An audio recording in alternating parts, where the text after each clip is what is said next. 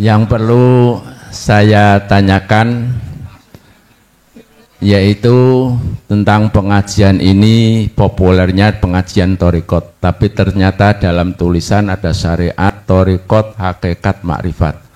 Mohon dipun jelasaken satu persatu. Kemudian tadi Pak Kiai menerangkan tentang sholat, apa hakikatnya sholat, yang kemudian menyampaikan tentang sholat daim. Sholat daim itu kalau ada yang salah paham itu praktek satu sholat untuk selamanya Pak. Nah itu betul apa tidak? Matur suwun.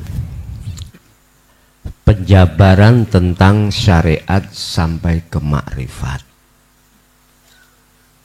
Syariat itu laksana kapal, kendaraan. Thariqah itu laksana lautan atau jalan yang dilewati kapal. Tadi saya contohkan mobil.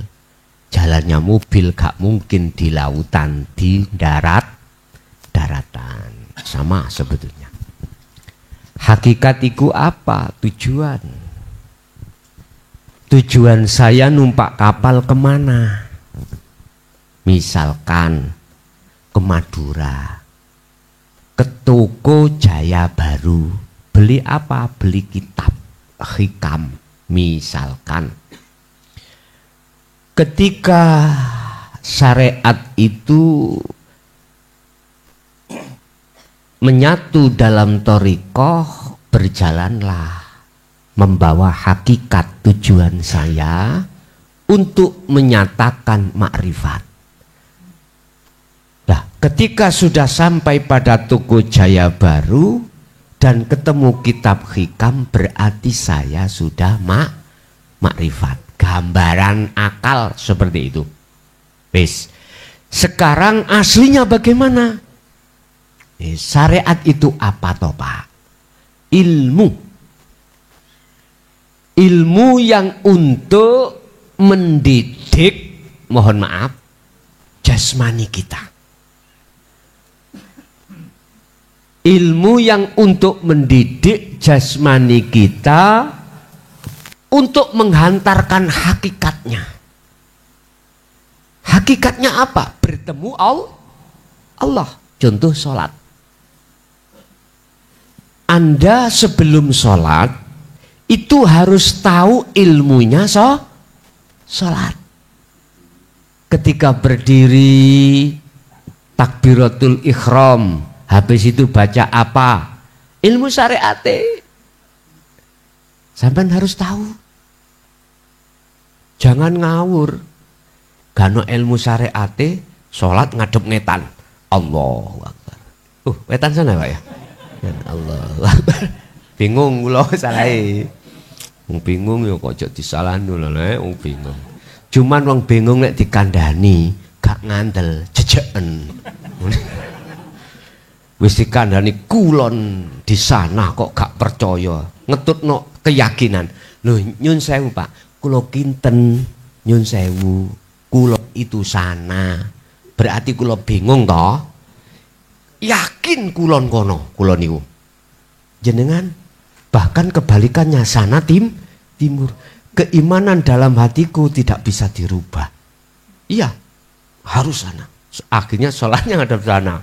Yo, tinggal moni wong Pekalongan, tinggal muni syariat biar nggak salah ketika membuat masjid imamannya, biar tidak ada di etan, biar ada di barat.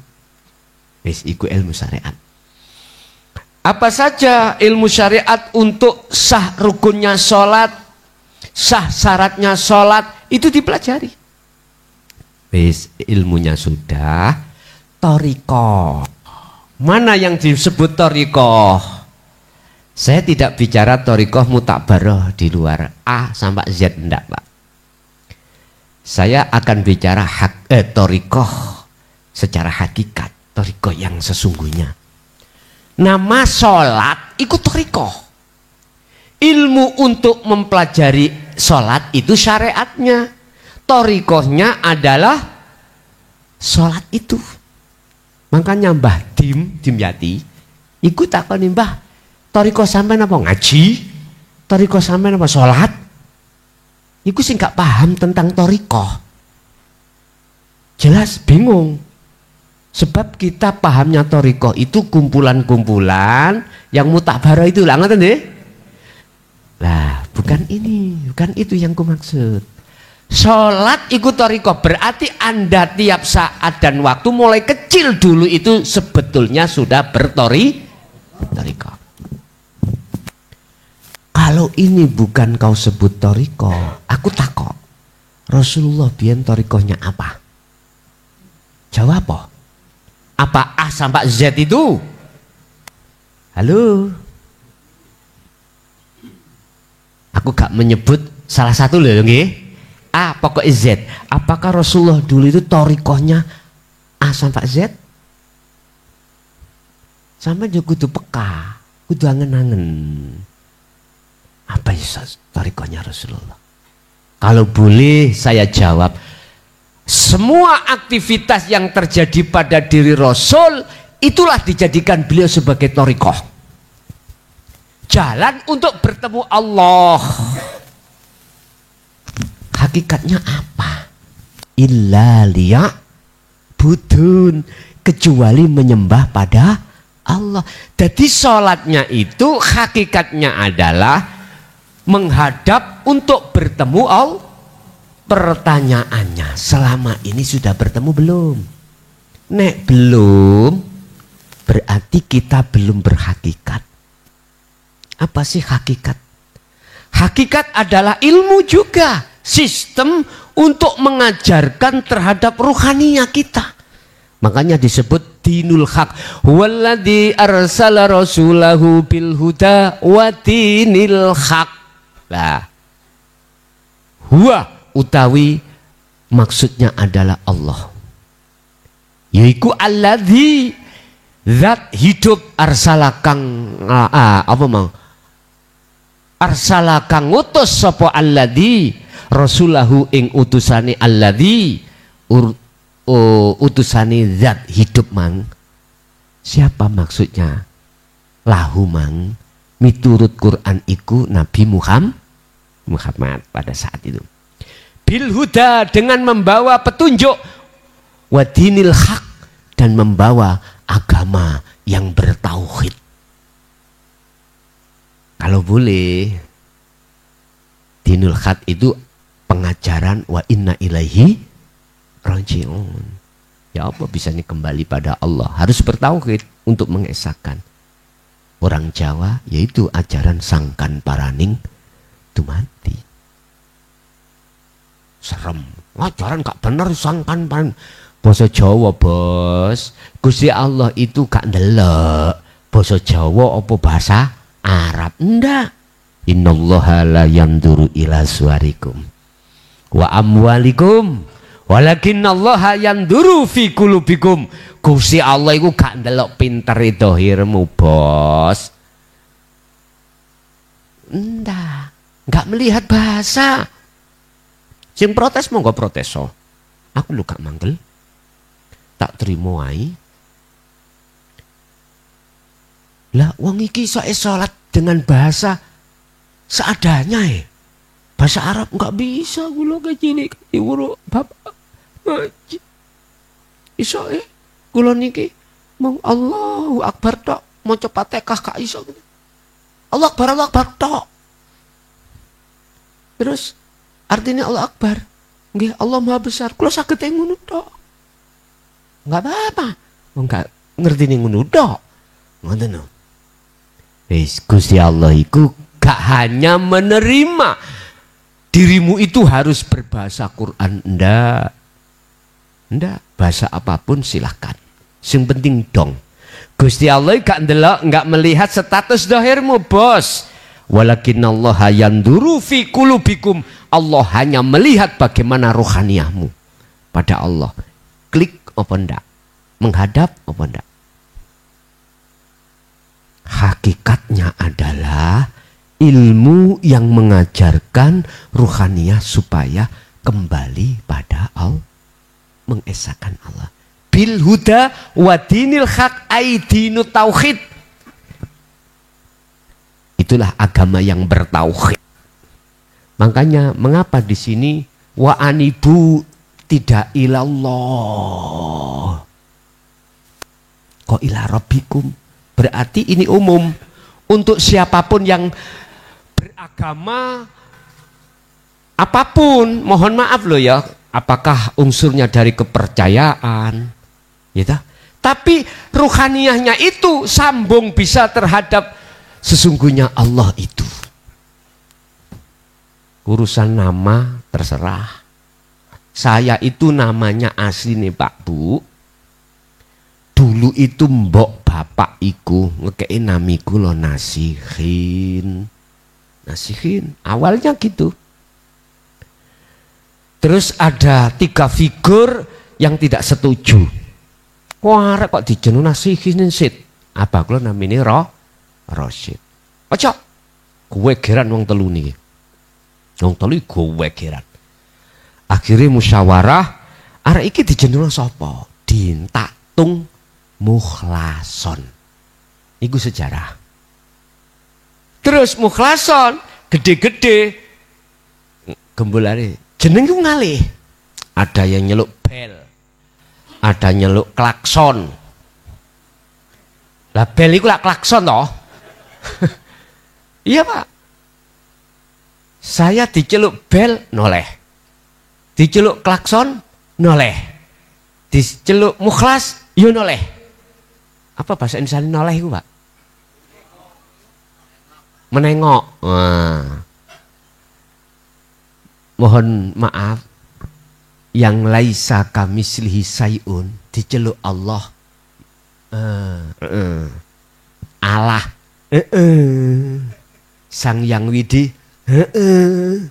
Semuanya. Itu maksudnya Rabbikum. Makanya orang yang sudah sampai pada ahad tidak fanatik dengan nama. Tapi kalau belum sampai ahad, wis pokoknya kalau tidak nama Allah salah. Ya ngono iku aja disalahno maklumono. Ngoten lho. Tapi walakin Allah yang duru fi qulubikum, bagaimana rohaniyahmu pada Allah? Betul-betul menyembah apa enggak? Jadi hakikat itu adalah sistem ajaran ilmu untuk mendidik ruhaniyah kita, bagaimana ruhaniyah kita betul-betul wastanibut tauhid, meninggalkan iman selain Allah, terus anibudullah, bisa menghadap pada Allah. Itu jalurnya tauhid. Kalau sudah itu dibimbingkan, maka berarti syariat dan torikohnya orang ini sudah ada hakikatnya. Apa? 7. Akhirnya ketika sholat tujuannya menghadap pada Allah, sudah bertemu Allah di situ. As-sholatu mi'rajul mu'minin, ketemu, berarti ini sudah makrifat. Paham ya? Wes saiki sholat. Apakah kerja juga begitu boleh? Boleh. Umpama jenengan kerjanya ulek-ulek. Masa jangan lodeh iwak klotok. Wis ngerti ledeh yo gak kapok. Kita bikin jangan lodeh, ada ilmunya. Boten ngawur. Kalau kita nggak tahu ilmunya, kunci dilebokkan. Dilebokkan ya. Dimasukkan. Ya. Keluak dimasukkan. Ilmunya bukan itu. Lodeh itu yo bumbu pepek, termasuk kalau bisa ketumbar, lombok, jahe kayak ana titik, ojo akeh-akeh cekak sengak. kasih aja di situ laos. Laosnya kena ditutuk, kena diulek. Kalau bisa dilembutki semuanya. Ojo lali jeruk purut, jangan lupa jeruk purut. Pingin sedep, nggak pakai apa namanya, nggak pakai micin atau yang lainnya. Mohon maaf, godong salam, dibanyai, kayak tambah sedep. Loh, itu torikonya, itu ilmunya, mohon maaf, ilmu. Lah, nama jenengan masak itu torikoh. Hakikatmu apa? Yuk ketemu Allah. Sebab Allah itu yuk ada di sini. Wa nahnu aqrabu ilaihi min hablil warid. Kata Allah, aku itu lebih dekat daripada urat nadi. Ya wis. Inilah yang disebut illa liya'budun wa ma khalaqtul jinna wal insa illa liya'. Saya tidak akan menciptakan jin dan manusia kecuali hanya untuk menyembah. Berarti masakmu iku menjadi nilai nyembahmu yang benar kepada Allah. Karena syariat torikot hakikat juga makrifat. Sempurna sudah. Jenengan makan sama nama makan, aktivitas nama makan iku torikoh dulur. Secara hakikat, kalau jenengan tidak tahu caranya ilmu makan, keliru nang koping. Mestinya ilmunya ke mulut. Nyun sewu, pernah tahu jenengan dulu jadi anak kecil? Ya, makan ngaten nggih? Karena belum tahu ilmunya. Ibunya yang menyuapin. Sudah besar, sudah diajarkan ilmu syariatnya makan. Baca bismillah. Bismillah. Tujuannya apa? Ruhmu itu madepo nang Allah. Kalau ruhmu itu tidak menghadap pada Allah, maka makanmu itu atas dasar bisikan nafsu untuk menghilangkan lapar. Itu berarti Rasulullah itu waktu dulu semua aktivitas itu beliau jadikan sebagai thariqah untuk bertemu Allah. Wes, itu pertanyaan pertama. Jadi apa itu syariat? Ilmu untuk mendidik jasmani kita supaya hablum minan nas itu benar. Apa itu thariqah? Adalah nama semua aktivitas. Apapun, tidak hanya sholat, apapun aktivitas dalam sholat maupun di luar sholat semuanya. Terus hakikatnya apa? Tujuanmu. Lakui tujuanmu makan itu apa? Harus bertemu Allah.